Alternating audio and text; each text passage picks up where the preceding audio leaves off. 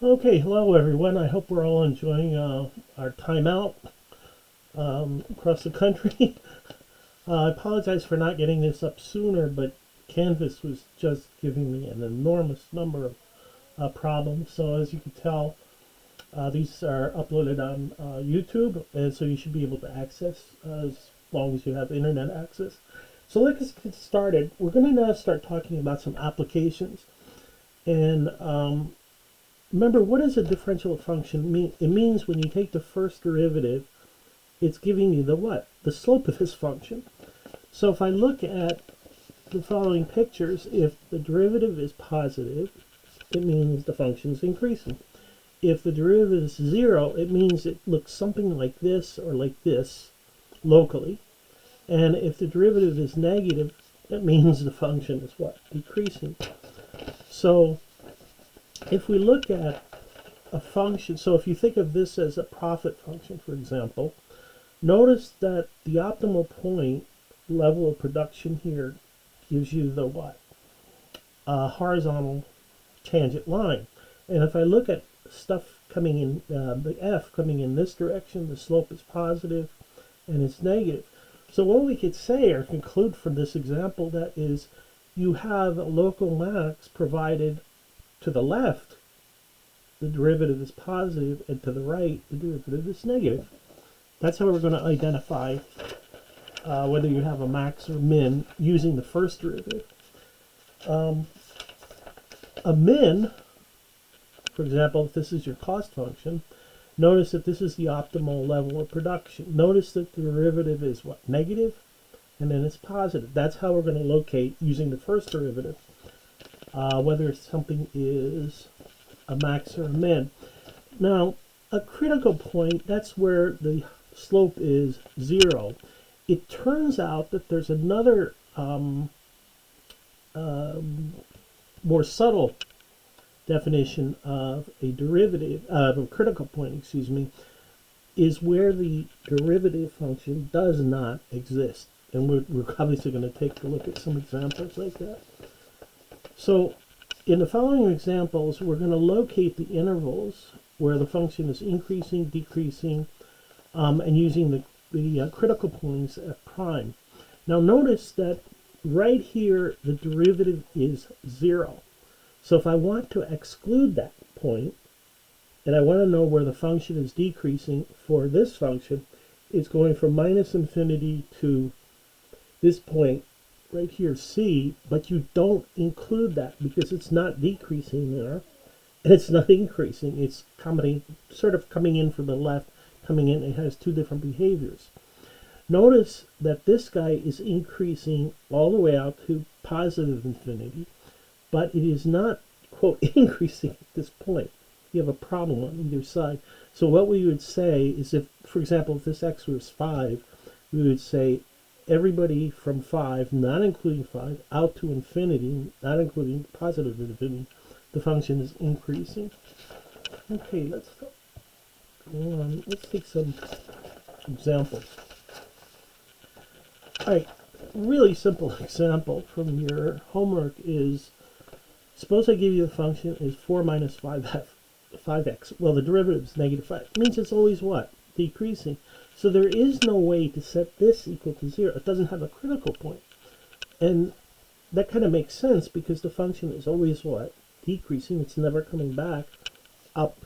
So you can't have a critical point. Let me move this up a little bit. Suppose I have f of x is x squared minus 3x. That's a parabola. We know that that's open upwards. So we know on this side of the critical point has to be decreasing. On this side has to be increasing. So if I take the derivative, the x squared becomes 2x. This becomes minus 3. So how do we find critical points? I just set this equal to 0. So if I set 2x minus 3 equal to 0, to solve for your x, you get 3 halves. What does that mean? At x equals 3 halves, this should be what? My critical point. In other words, the slope is 0 at that point. So now what we have to do is the following. Now this is going to be a really, really important idea. Suppose I tell you I have a real number in my hand, and I tell you that the number is not 0. You can't see the number, but can you tell me something about the number? Again, very important. I tell you that the number is not 0. Now, if you're working with real numbers, that means whatever this number is in my hand has to be either a positive number or a negative number. Let me say that again. I have a number in my hand, and I tell you it's not 0. You can't look at what that number is. All you could say is that number is either a negative number or a positive number. Everybody okay with that? So let's take a look at 2x minus 3, which was our derivative, right? We found out that this is a critical point. Just to check, I put in the 3/2 here, the 2's cancel. 3 minus 3 is indeed 0, so we have a critical point. So what we're going to do is we're going to use this idea that if I'm not at 3/2, I either have to be on this side or on this side, correct? So f prime is 0 right at this point. So on this side, either the derivative is positive or it's negative. On this side, it's either positive or it's what? Negative. So the idea here is to figure out, does it look like it's going up and down, or does it look like it's going down and up? The way we're going to do that is we're going to create two regions. To the left of this, to the left of 3/2 and to the right of 3/2. And what did we say? I'm telling you, in here, the derivative is not 0. It's only 0 right here. So the derivative has to be positive or negative. Same argument. It's either got to be positive or it's got to be negative. So we look at the region, the two regions, I should say, and I use this idea again. If I pick up x in here, the derivative is going to be positive or it's going to be negative. The only place the derivative is 0 is right here. If I pick a test point over here, the derivative has got to be either a positive number or a negative number. So let's take a look at region 1. I'm going to pick a really, really, really nice x that's to the left of 3/2.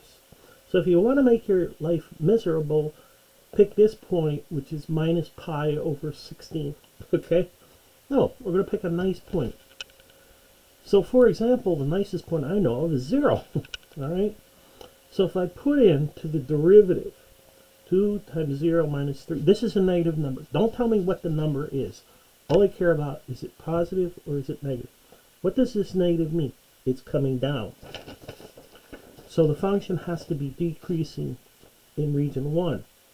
Now we're going to pick a nice number, nicest number to the right of 3/2. How about 2? So if I pick x equal to 2, move this up just a little bit. All I do is I put the 2 into my first derivative, and I ask the question, I don't care what this number is, except is it positive or is it negative?